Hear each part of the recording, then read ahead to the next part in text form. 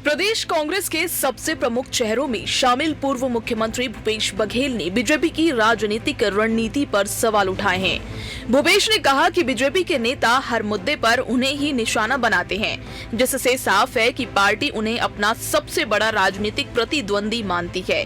उन्होंने तंज कसते हुए कहा कि बीजेपी नेताओं को दिन हो या रात उनके ही सपने आते हैं। उनको दिन रात मेरे सपने आते हैं, दिन में भी हो रात में हो, लगातार केवल ये टारगेट करते हैं। तो मेरे लिए तो अच्छी बात है कि वो मुझे अपने प्रतिद्वंदी के रूप में देखते हैं, अच्छी बात है।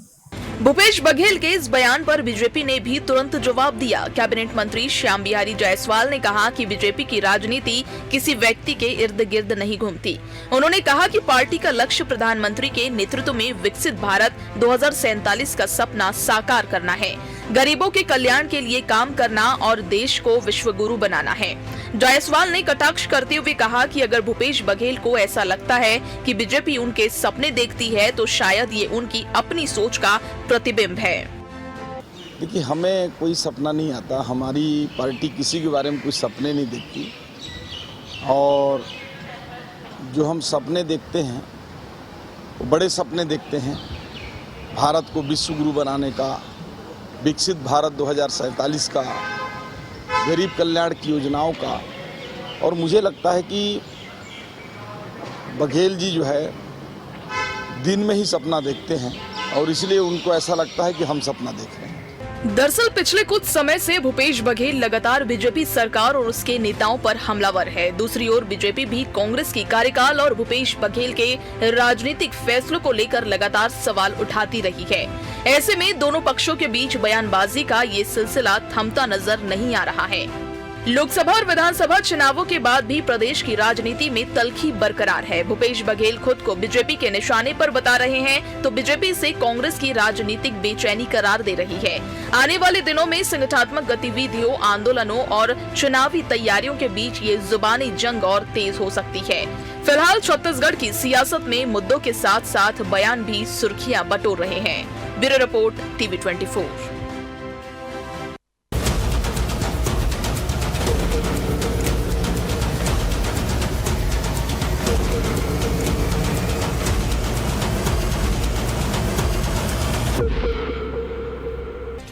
नमस्कार, मैं मोहन तिवारी। आज के मुद्दे में आपका स्वागत है और आज का मुद्दा हमारा आधारित है टारगेट की राजनीति पर। जी हाँ, राजनीति इस समय टारगेटेड हो गई है और ये राजनीति का पहले से स्वरूप रहा है, लेकिन अब ये शब्द ज़्यादा चर्चा में इसलिए है क्योंकि जो भी पार्टी किसी सरकार में आती है तो सामने वाली पार्टी का प्रमुख नेता उसके टारगेट में होता है। इस समय ऐसी कुछ स्थिति से गुजर रहे हैं पूर्व मुख्यमंत्री भूपेश बघेल। उनको लगता है कि उनको टारगेट किया जा रहा है और बीजेपी के नेता दिन रात उन्हीं के बारे में सोचते रहते हैं। लेकिन उन्हें यह भी नहीं भूलना चाहिए कि कुछ ऐसी स्थिति जब वो मुख्यमंत्री थे तो डॉक्टर रमन सिंह के समय में भी थी। क्या टारगेट की राजनीति इस समय प्रासंगिक हो गई है, ज़रूरत भी है? राजनीतिक दल इसी के बिना पर एक दूसरे को निपटाने में लगे रहते हैं। इन्हीं सब मुद्दों पर चर्चा करेंगे। पहले मिल लेते हैं उन मेहमानों से जो इस चर्चा में हमारे साथ रहेंगे। हम बहुत स्वागत करेंगे। हमारे साथ मौजूद हैं इस पूरे मामले में कांग्रेस का पक्ष रखने के लिए हमारे स्टूडियो में सौरभ साहू जी, बहुत स्वागत है आपका। बीजेपी का पक्ष रखने के लिए हमारे साथ है रितेश मोहरे जी, बहुत स्वागत है आपका। और इस पूरे मामले को हम राजनीतिक विश्लेषण के जरिए समझेंगे। हम समझाने के लिए हमारे साथ मौजूद है वरिष्ठ पत्रकार और राजनीतिक विश्लेषक संजीव पचौरी जी, बहुत स्वागत करेंगे उनका भी। तो तीनों मेहमान हमारे साथ मौजूद हैं और जैसे कि बयानों के जरिए मैंने बताया कि भूपेश बघेल को लगता है कि बीजेपी के नेताओं के सपने में वो खुद आते हैं और क्योंकि दिन रात बीजेपी के नेता उनके बारे में सोचते रहते हैं। वो इसलिए ऐसा सोचते हैं क्योंकि सरकार बनने के बाद से लगातार उन्हें टारगेट किया गया, उनके परिवार को टारगेट किया गया, उनसे जुड़े हुए लोगों के नाम कई मामलों में सामने आए। और अब जब ये जो राजनीति है चुनावी ओर जा रही है, आधा कार्यकाल बीत चुका है, तो भी इसी तरीके की बातें हो रही है। पहली टिप्पणी हम कांग्रेस से ही ले लेते हैं और उनसे समझने की कोशिश करते हैं कि कांग्रेस को क्यों लगता है कि भूपेश बघेल ही टारगेट है, जबकि अलग अलग नेताओं को अलग अलग तरीके से टारगेट पहले भी किया गया है। और जब विपक्ष में आप रहेंगे तो उनके निशाने में आप जरूर रहेंगे। आपकी सरकार रही है, इसलिए आपके मुद्दे भी गिनाए जाएंगे।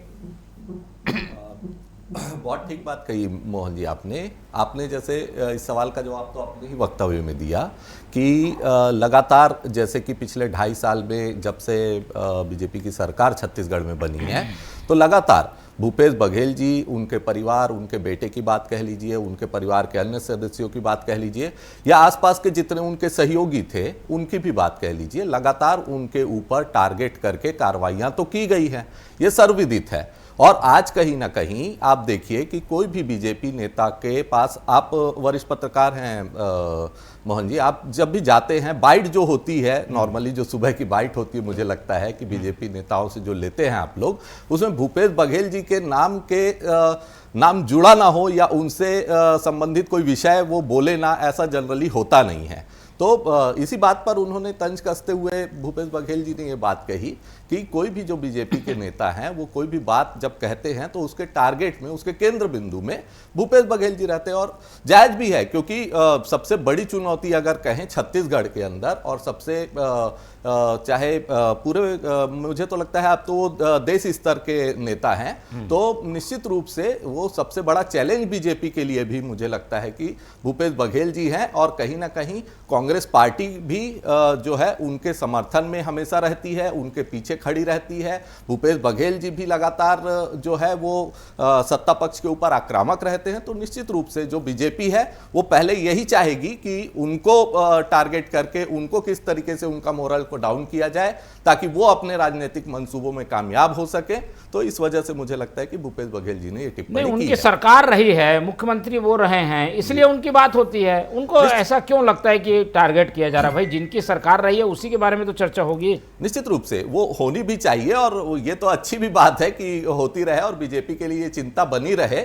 लेकिन जब होता है कि ये जो पूरी जो बातचीत होती है वो निराधार होती है और एक राजनीतिक बयानबाजी बस रह जाती है, तब वहां पर बात आती है मोहन जी इस तरीके की। क्योंकि आप देखिएगा कि बीजेपी के लोग लगातार जो पूर्व मुख्यमंत्री आदरणीय भूपेश बघेल जी के ऊपर आरोप लगाते रहे हैं, लेकिन इन्हीं की जो एजेंसियां हैं, सीबीआई, ईडी की जब जांच रिपोर्ट आती है या फिर जब वो चालान प्रस्तुत करते हैं, तो कहीं पर भी उनका नाम नहीं आता है। तो कुल मिलाकर के ये जो पूरी की पूरी जो बात होती है वो सिर्फ और सिर्फ राजनीतिक रह जाती है, उसमें कोई तथ्य नहीं आता है। इस वजह से ये बातें उठती है। चलिए, तो कुछ तथ्य नहीं है और यही वजह है कि आप बीजेपी पे सवाल उठ रहे हैं। रितेश जी से समझ लेते हैं। रितेश जी, आप लोग ने भूपेश बघेल को हराया, लेकिन हराने के बाद ऐसा लग रहा है कि उनको भूल नहीं पा रहे हैं। हर बार उन्हीं की बात करना, उन्हीं पर निशाने साधना, और अब तो भूपेश बघेल कर रहे हैं कि उनको टारगेट किया जा रहा है। इससे तो एक सिंपैथी लेने की कोशिश हो गई। भूपेश बघेल जनता को बता रहे हैं कि मुझे टारगेट किया जा रहा है। इससे आप लोगों को फ़ायदा कम, नुकसान ज़्यादा दिखाई दे रहा है। टीवी 24 के सभी दर्शकों को नमस्कार, और मेरे साथी जो प्रवक्ता कांग्रेस के को नमस्कार। बता देना चाहता हूं कि आज भूपेश बघेल जी का बहुत ही हास्यास्पद बयान जो आया कि मुझे टारगेट किया जा रहा है, और भारतीय जनता पार्टी के नेता कार्यकर्ताओं के सपने में मैं आ रहा हूं।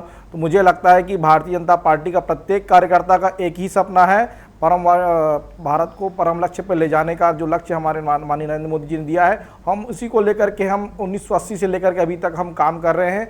और भूपेश बघेल जी के कर्म उनको पीछा नहीं छोड़ रहे हैं। उनके सपने में ईडी और सीबीआई और ये सब आ रहे हैं, क्योंकि इनके बेटे जो चैतन्य बघेल, अभी आपने देखा कुछ दिन पूर्व ही 1200 करोड़ की जो है संपत्ति अटैच हुई है, और जो गोवा में जो होटल जो इनके अवैध पैसे से जो बनाया गया था, जिसमें अनवर ढेबर का डायरेक्ट नाम है, मुझे लगता है कि ये उस मामले को लेकर चिंतित है। ये इनको रात को नींद नहीं आती, इनके सपने में ऐसा आता है कहीं मेरा नाम उजागर ना हो जाए, कहीं मैं जेल की सलाखों के पीछे ना चले जाऊं। इसको लेकर के इन्होंने एक सिंपैथी गेन करने के लिए इस प्रकार का बयानबाजी दिया, ताकि जो है इनकी ओर ध्यान हटके। लेकिन मैं बताएं तो कर्म कहते हैं ना, कर्म की पिछाड़ी छोड़ता। इनके किए गए कार्यकाल में 2018 से 2023 में इन्होंने जो कृत्य किया, जनता का जो विश्वासघात किया, गंगा जल की कसम खाकर इन्होंने किया था, उसका जवाब 2023 में छत्तीसगढ़ की जनता ने दिया, 2024 में लोकसभा के रूप में दिया। खुद ये हारे, इनके नेतृत्व में आसाम 2 बार हारे, उत्तर प्रदेश हारे। तो मुझे लगता है कि भारतीय जनता पार्टी का टारगेट ये नहीं है, ये ईडी के टारगेट में है,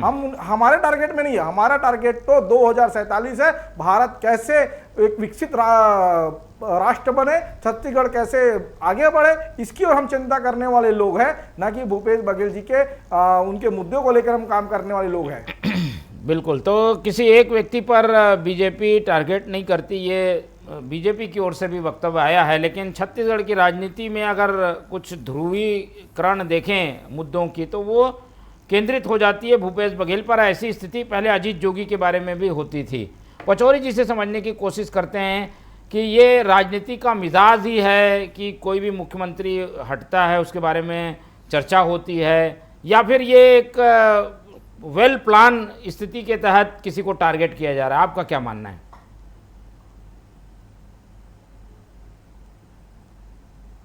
कि पहले तो कोई भी राजनेता जब चिंतित होता है, परेशान हो जाता है, जब उसकी चर्चा बंद हो जाती है या वो मीडिया में आना बंद हो जाता है या वो चर्चित नहीं हो पाता है, तो इसके पीछे एक रीजन है। दूसरा अभी जो तीन अपने डेवलपमेंट देखे होंगे कि एक पवन खेड़ा जी के साथ हुआ, जब उनको ज्यादा टारगेट किया गया तो फिर उनको राज्यसभा का टिकट मिला उनको।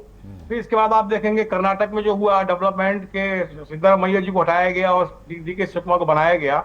तो चूंकि इसके पहले चर्चा थी कि 2.5 साल बनना है बघेल जी को और बाबा साहब को, तो हो सकता है बघेल जी को लग रहा हो कि ऐसा ना हो कि मैं चूंकि 5 साल में रह लिया हूं तो अगला 5 साल टी.एस. सिंहदेव जी को मिल जाए। इसलिए फिर से ऐसा माहौल बनाया जाए कि पूरी भारतीय जनता पार्टी मेरे खिलाफ ही लगी हुई है, मैं ही टारगेट में हूँ। और दूसरा सवाल जो कांग्रेस प्रवक्ता जी ने कहा कि सरकार बनने के बाद से लगातार टारगेट किया जा रहा है उनको, उनके परिवार के लोगों को, तो बता दूं आपको मैं कि जब भारतीय जनता पार्टी सरकार गई थी और भूपेश बघेल जी बने थे सीएम, उसके बाद डॉक्टर रमन सिंह के पूरे परिवार को टारगेट किया गया था, सब जानते हैं क्या क्या हुआ था उस समय भी। तो ये तो राजनीति में आजकल हो गया है कि आप सरकार हटेगी, जो पहले सरकार में थे उनके परिवार को टारगेट किया जाएगा, और ऐसे काम ही क्यों करते हैं टारगेट किया जाए।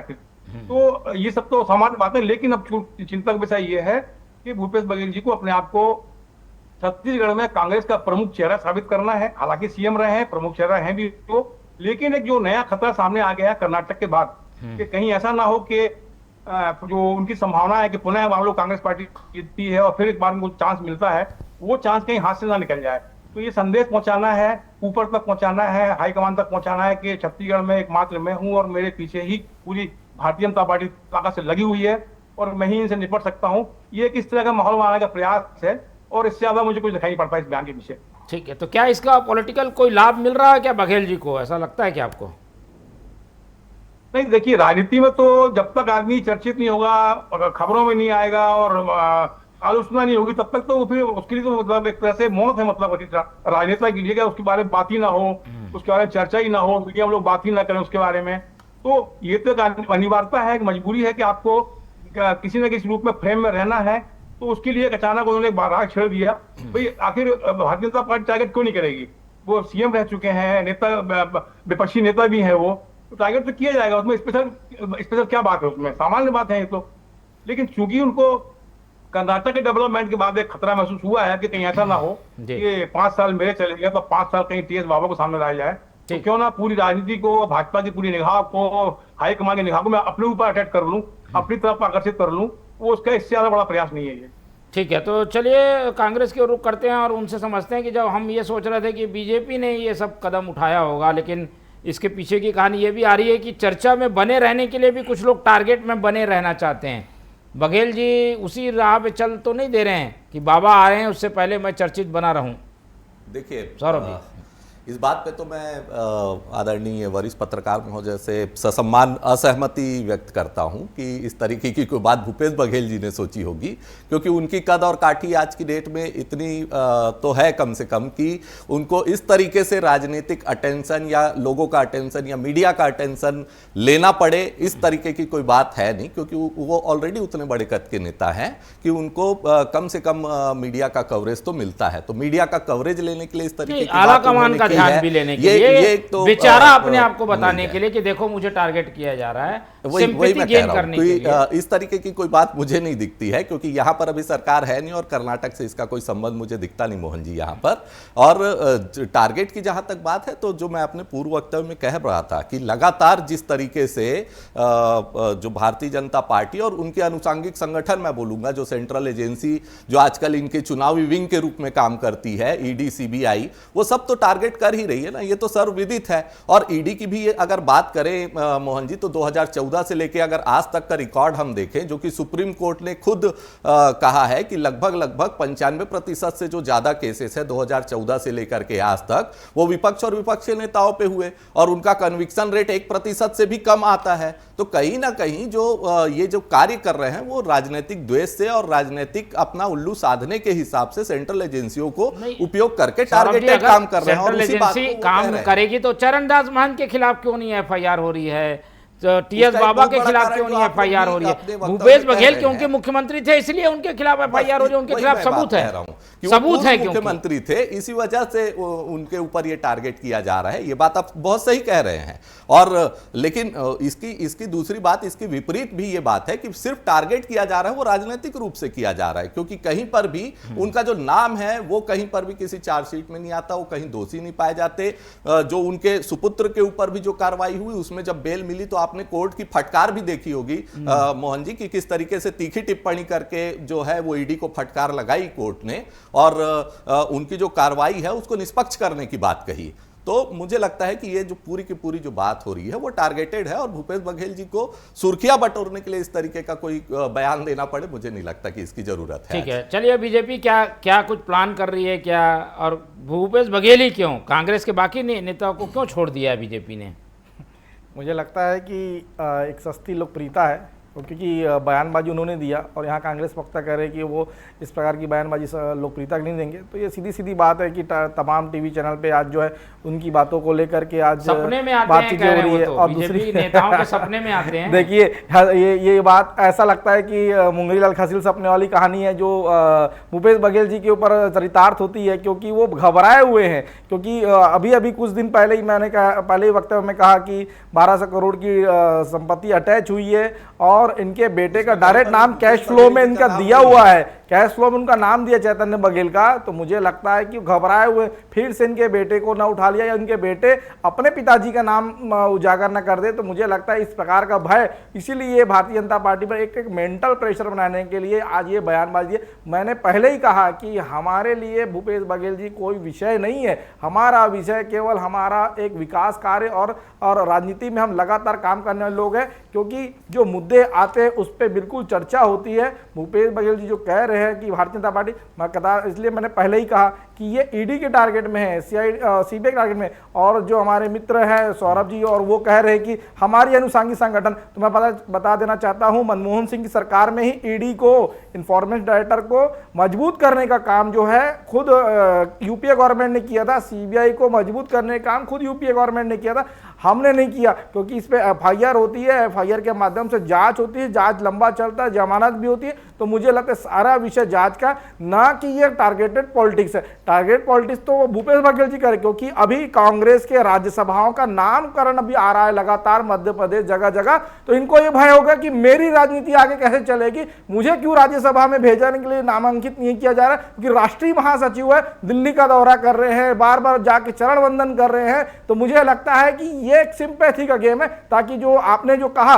कि आला कमान की उनका ध्यानाकर्षण होना चाहिए इस प्रकार की राजनीति से, ताकि आला कमान जो है इनके ऊपर ध्यानाकर्षण कर, इनका भी नाम कहीं राज्यसभा में ना आ जाए। इसको लेकर इस प्रकार की टिप्पणी की भारतीय जनता पार्टी का इनसे कोई लेना देना नहीं है, इनका आंतरिक मामला है। क्योंकि गुटबाजी इनके यहाँ पर परम सीमा पर सुर्खियों में तो आप लोग बना के रखे हैं बघेल जी को, वो कह रहे हैं सुर्खियों में ना वो मत बनाओ, वो खुद चाहते हैं, फिर भी आप लोग मान नहीं रहे। देखिए सुर्खियों के लिए तो वो खुद दोषी है, क्योंकि वो इस प्रकार के कभी कभार उलझुल बयान देते हैं, कभी मोदी जी के बारे में बोलते हैं, कभी कुछ कहते हैं। तो कौन पार्टी कार्यकर्ता अपने नेता के बारे में सुनेगा? कभी राम भद्राचार्य जी के बारे में बोलते हैं, कभी किसी के बारे में बोलते हैं, कभी हिंदू विरोधी बातें करते। तो जो मुद्दे की बात होगी तो हमको तो करना पड़ेगा। कहीं भूपेश बघेल जी अगर आज कांग्रेस के नेता है करके ये सब बातें हो रही है, मुझे लगता है कि मुख्यमंत्री के बड़े पद में रहे हैं और 5 साल उन्होंने शासन किया, शासन के दौरान उनकी बहुत सारी खामियां जिसकी चर्चा होगी, क्योंकि जो राजा होता है उसकी खामियां होती है। जो पूर्व में भी जो उनके किए गए कृत्य मैंने पहले ही कहा उसकी चर्चा होती है। इसका अर्थ नहीं कि राजा टारगेट है, उनके पूरे शासन प्रशासन जिसमें बहुत सारे लोग इसमें सम्मिलित थे उनकी सारे विषयों की चर्चा होती है। लेकिन जब नाम आता है तो मुख्यमंत्री का ही सर्वप्रथम पहले नाम लिया जाता है। इसीलिए ये जो बार बार कहते हैं ना कि हम मुझे टारगेट किया, मेरे परिवार को टारगेट किया ना, भारतीय जनता पार्टी बिल्कुल इनके आमने सामने कहीं नहीं है। ठीक है, चलिए अब पूरी विश्लेषण की सुई अब इस बात पर घिर गई है कि क्या इसका कोई पॉलिटिकल रूप से लाभ भी मिल रहा है किसी को। संजय जी, क्या सोचते हैं आप, ये जो हो रहा है ये आने वाले राजनीति पर कितना बड़ा असर डालेगा, और क्या ये स्थिति बनी रहेगी या फिर आने वाले समय में कुछ बदलाव भी होगा? देखिए, ये राजनीतिक लोगों का, राजनीतिक दल के लोगों का, नेताओं का एक रूटीन होता है कि खाली बैठना नहीं है, कुछ ना कुछ करते रहना है, कुछ ना कुछ किसी ना किसी तरह से अपने आप को एक्टिव दिखाते रहना है। तो ये उससे बड़ा कोई बहुत बड़ा चांस नहीं है कि अगर बघेल जी के खिलाफ कोई भाजपा लग जाएगी तो कोई फायदा मिल जाएगा, या भाजपा बघेल जी कोई फायदा, कांग्रेस पार्टी को फायदा मिल जाएगा।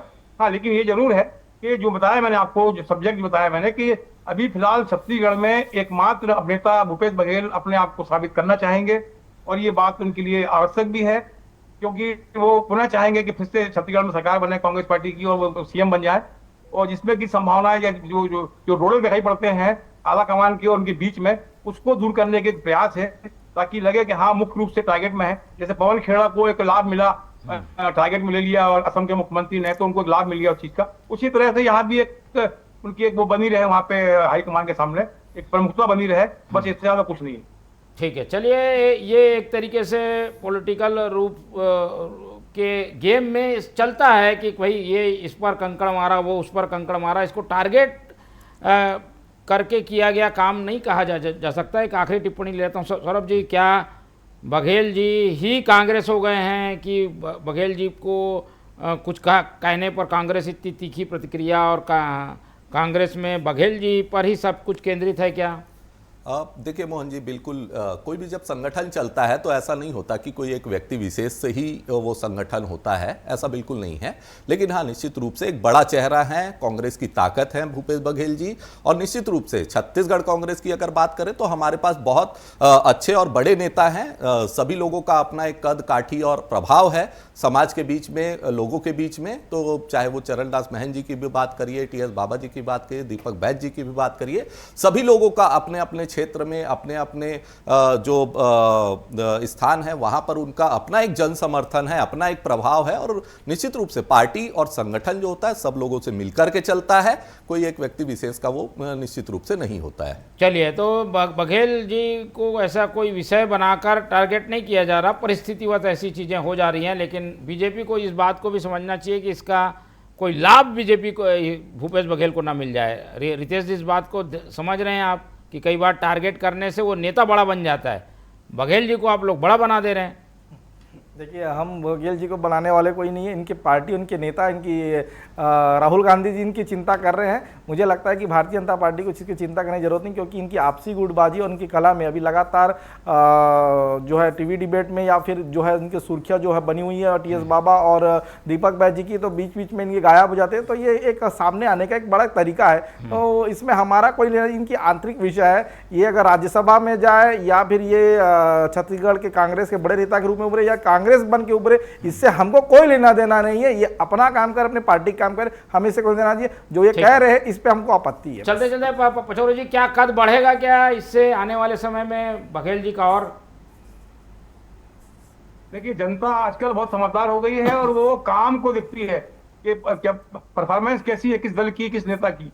तो इनको अगर बघेल जी को कोई लाभ मिलना भी है तो उनके जो पुराने 5 साल कार्यकाल रहे हैं उस पर मिलने वाली है, या भारतीय जनता पार्टी का जो 5 साल कार्यकाल रहेगा उसके अगर कुछ खामियां होंगी उसका लाभ मिलने वाला है। बाकी जो अखबारबाजी और ये इस तरह की बयानबाजी जनता को कोई लिया दिया नहीं है, क्योंकि गांव-गांव तक लोग बच्चे लोग पढ़ने गए हैं। वो जमाना चला गया जब लोग अनपढ़ हुआ करते थे, गंवार हुआ करते थे और कुछ भी कर देते थे। अब लोग सोचते हैं, समझते हैं, और खासतौर सोशल मीडिया इतनी बड़ी चीज हो गई है कि आप किसी को बेवकूफ बनाना मुश्किल है।